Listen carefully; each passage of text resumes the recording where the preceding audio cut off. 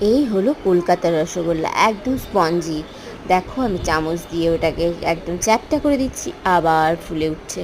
মানে কলকাতার রসগোল্লা খেতে তো ভীষণই ভালো, সবাই জানো। কোচবিহারে ওই জন্য রসগোল্লা খেয়ে শান্তি হয় না। কোচবিহারের রসগোল্লাগুলোতে সবেতেই স্পঞ্জ মেশানো।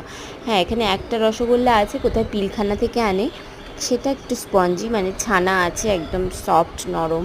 কিন্তু কলকাতার মতো তো হয় না। কলকাতার রসগোল্লা কলকাতারই রসগোল্লা, যতই চ্যাপ্টা করি ততই দেখি ফুলে যায়।